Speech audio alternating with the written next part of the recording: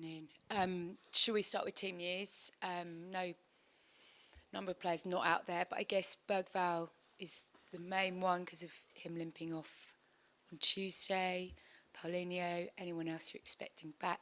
No Solanke, but I'm guessing that's just managing minutes. Fill us in. Yeah, unfortunately, Lucas picked up an ankle injury, so keep being very unlucky with injuries, and it looks like it could be a longer one. He's been assessed these 2 days, so time frame I'll know more about. In the next couple of days. Paulinho is progressing. Could be close for Burnley, but that can be a tight one. Dominic Solanke and Destiny Xavi, all three got well through the game against Dortmund, and just extra recovery for various reasons, and all three should be available for Burnley on Saturday. So just to clarify, so you sort of said a long one, it's going to be a couple of months for Bergvall. Am I right, it's a similar injury to the one he had on his other ankle last season? It's ankle injury, and a longer one, and the time frame I'll come back to when we know more in the next couple of days. Okay. So tell us then, after what has been quite a difficult week or so, how well did you sleep on Tuesday night? In general, I sleep okay well, but of course it was a big win for all of us. It was a much needed, I would say, performance and win, and I was very happy the way we had it. For example, I think we started very well in the first 25 minutes before the red card. I think we were the team that was in charge, a team that was dominating, teams that looked dangerous, the teams that looked confident, going forward, aggressive, exactly what we would like to be, and throughout performed a good game against a good team and won a well-deserved win. So now it's up to us to build on it, to keep adding layers and keeping, I can say, the result consistency, and also adding even more to performances. I've said it and I mean it. It's not been through the roof all, but the last 8 games there's much more consistency. There's much more in those performances that could have given us much more than we got so far. But we need to keep it up with another top performance against Burnley, and we come on a top performance, top concentration, give us a top opportunity to win the game.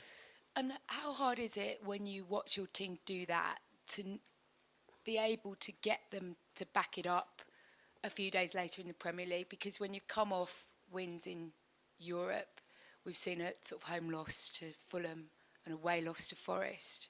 That ability to just get that mindset where it needs to be a few days after, it has looked a little different. I also think, I can't remember all of them, I also think we've seen a win after our Champions League game. I'm pretty sure of that, actually, if I'm honest. So it's not like we're losing every single time we have lost or played a Champions League game. So we 100% won at least once, if not twice, after a Champions League game.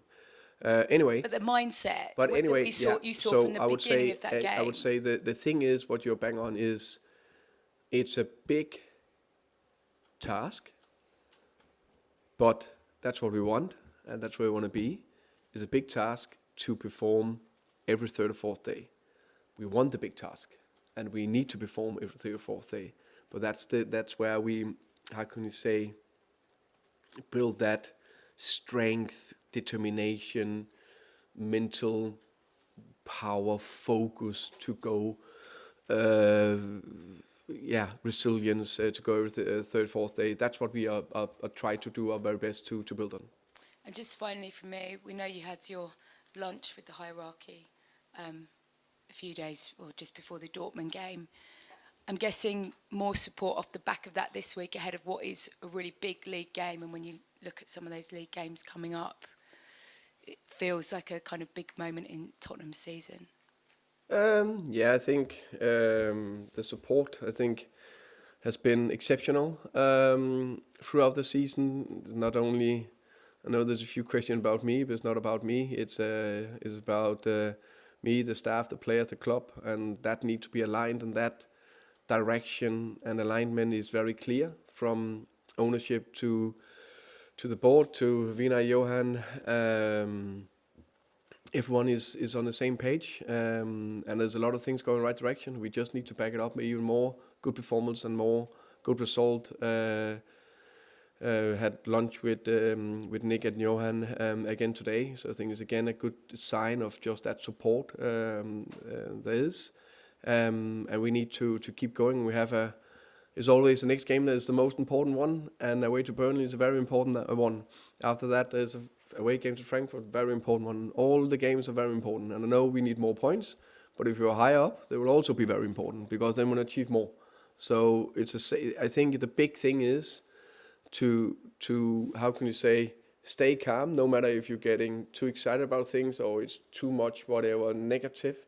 Stay calm, do what you trust, all of us, carry on, and everything will be fine after that. Hi, just one on Dominic Solanke. Obviously, you said that he had a sort of special programme the last couple of days. How much will his minutes need to be managed in the matches, if at all, and how close do you think he is back to the point where that doesn't need to happen anymore? I think he is not close to it, I would say. I think we saw Solanke that was on whatever 70% or whatever. It's difficult to when you're 100%. I think we saw a lot of good things for him. He scored a goal exactly where he should be with a nice little triple contact. But the big positive is he was where he should be in the box. There was 3 other situations where he was just doing the wrong movement and then arrived front post instead of behind the defender and on the end of the cross from Pedro, where both of them have a good connection. But that's how do we get that in? That's playing minutes together. He is a very not a physical. He's a very fit player in general and can play with high intensity throughout a game. After 65, you just are done. That means there is more to come.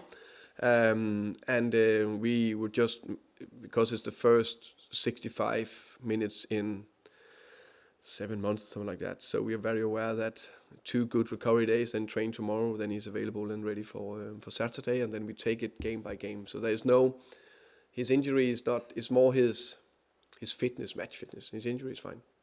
Okay. You said you want to build now on Tuesday's performance, but specifically in away at Burnley, what does that look like? Do you think?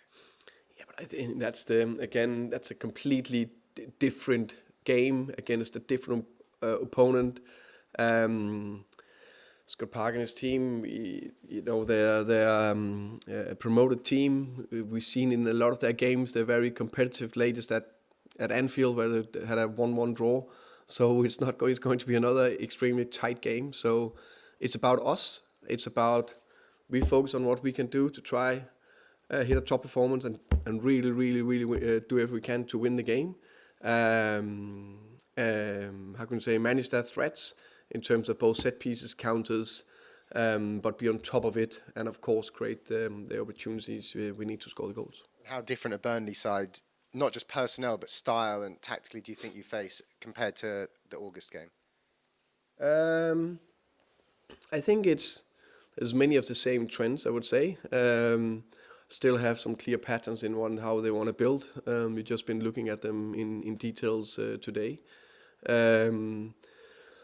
They're still very solid, working very hard for each other, very difficult to break down, know who they are, and in general they look like a good threat, especially when they play at home. Hi Thomas. Last season Tottenham were really good in Europe, not so good in the Premier League. This season the pattern's similar, really good results in the Champions League, not so good in the Premier League. How do you change that? How do you reduce that gap between your performances? That's a good question. We badly want to win every game. We badly want to do very well in the Premier League. Very aware that the result hasn't been where we want them to be.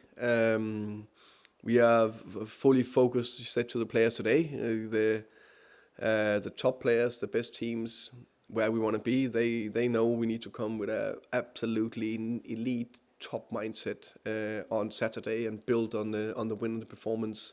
I'm not saying it's easy. I'm very proud of the players, what they did against Dortmund. It's not easy when it's been a little bit windy, stormy times to go out and perform like we did against Dortmund. But it's still a little bit under the floodlights. Champions League, everything.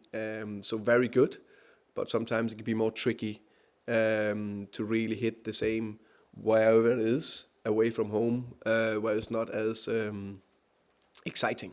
But reality is that when you go to very, very difficult places like Burnley against a very good team and coach in Scott Park, and they know what they do, we know it's going to be very difficult. But that's what we need to build on and keep going on.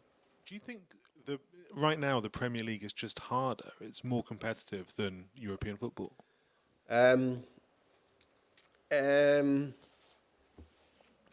I think the Premier League is, they have no doubt the best league in the world. I think the competitiveness and the evenness in the Premier League is insane. Every game is so difficult, and I think there's a lot of Premier League teams that would be, if you play whole Premier League playing in Champions League, they'll do very well. No doubt about that. Champions League is difficult, and especially when you play away from home, it's very, very difficult.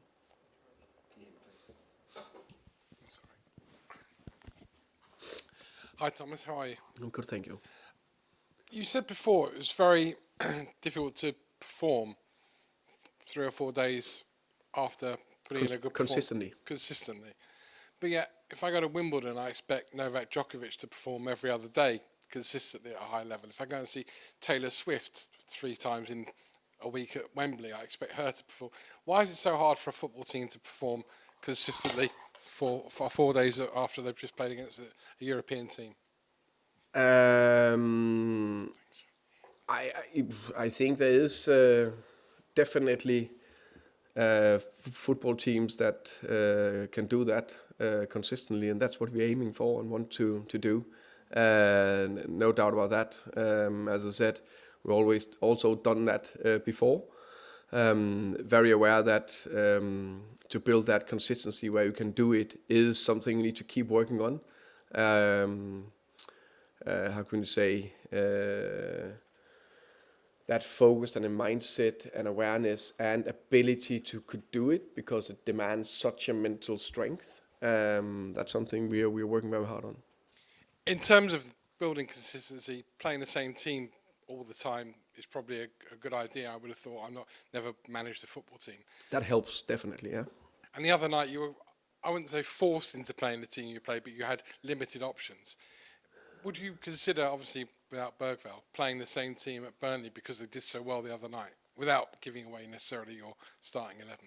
Yeah, but I always think about how we can create a consistency, and that's also where it adds a little bit to the complexity in with the mental and the physical load. Who's ready to go again?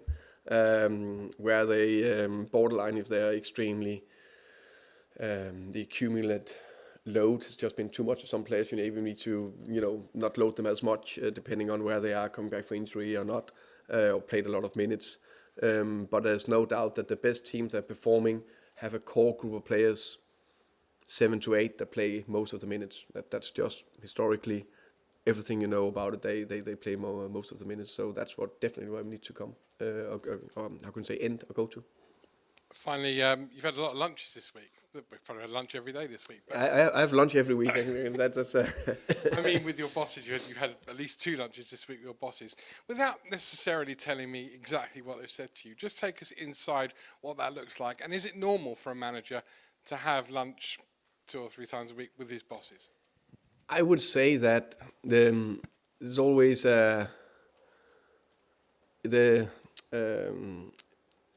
Nick was here this week. That was planned 5 weeks ago. So that's normal. If he's over, that we have lunch when 2 days is a training ground. I have lunch with Vinay 3 times a week because it's a good way to talk, get around all the small bits we need to do, because we're also busy with meetings and a busy schedule. The same with Johan, the same with Fabio. So that it makes sense to use that time to have lunch and talk. Hi, Thomas. Is this the most long-term injuries you've had at one time as a manager? must be close to, I think, my third year in the Prem with Brentford. We also had a horrendous year, which impacted massively on the Premier League season, unfortunately. So I think this is definitely one of it. I think some of it is we always need to assess and look at what can we do to avoid some of the injuries. Then we know there's a lot of contact injuries. So the Bergwall, how unlucky is that? There was another contact injury I just recently saw. There was a Shaw. There was a few situations. Kudos. Some of them are just okay. What's happening here? It seems like we are cursed or something like that. But injuries is a part of football. So the next bit we need to look into: how can we make sure that we return to play is speeding up? That we do absolutely maximum we can to get the players back as quick as possible. The reason I asked is I asked your predecessor the exact same question. He said along his long career it was the most he'd ever had as well, and it just feels like it can't kind of be. I know there's a lot of unlucky ones, but it almost feels like it can't be a coincidence that the club keep having these issues. And I guess what I'm asking is that department, that side of the club, something where it maybe doesn't match the expectations of the club right now? I actually think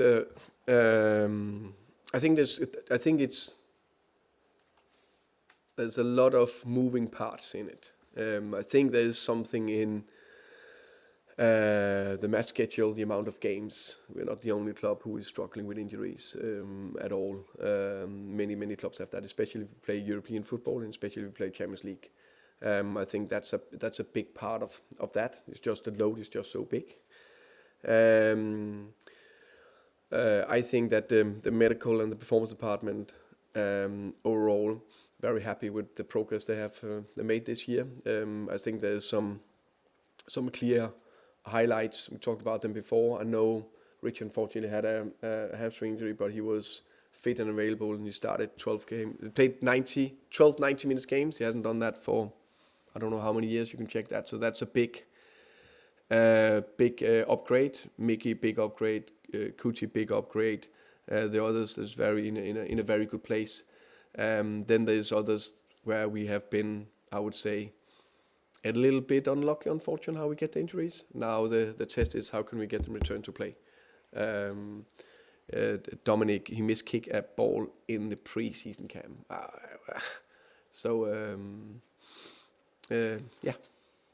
And just my last one about Nick and the lunch. I mean, he's probably someone that it's not so much good lunch, We had, by the way, chicken sandwich today, I think it was. So that's very nice. It was more about Nick himself. He's kind of a figure that maybe the Spurs fans don't know too much about, but obviously he's kind of, especially this season, maybe since the summer, has become more of a kind of a known presence of the owners, I guess. I just wondered if you can kind of tell us a little bit about him and kind of way he sees the club and things like that.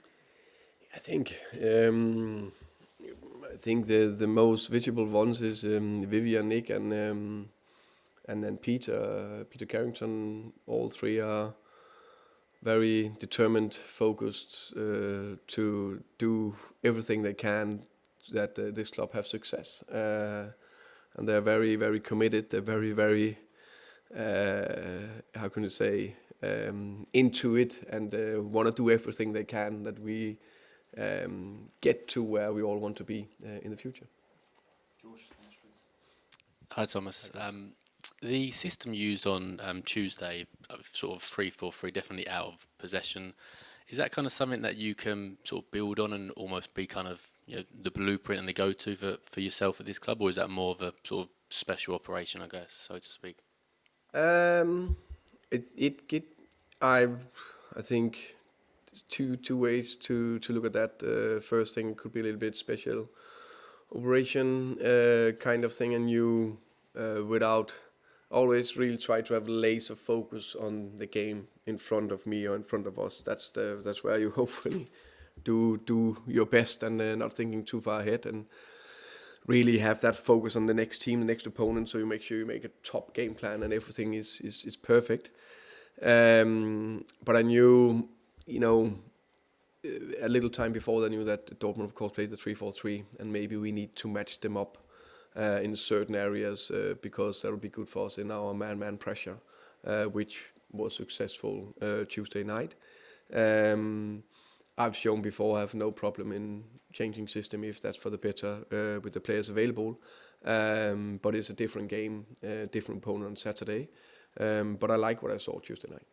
And this week there's been some reports about Mickey van der Ven and apparently not being that happy at the club.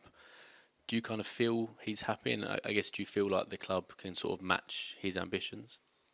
Yeah, I just see Mickey today. He seems very happy, smiling. He was very happy after the game that we won. When he was in the changing room after the game, I think Mickey is an excellent player. I think he's a fantastic ambassador for this club. I think he has potentially his best season so far he's had.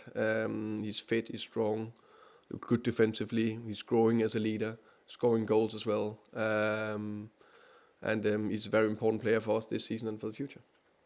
There's sort of talk of 100 million sort of being slapped on his head as kind of the price tag. Would that force the club to consider selling him, or is he kind of off limits and not for sale, whatever the price? I would say he's very important for us. So Mickey is a Tottenham player now and for the future.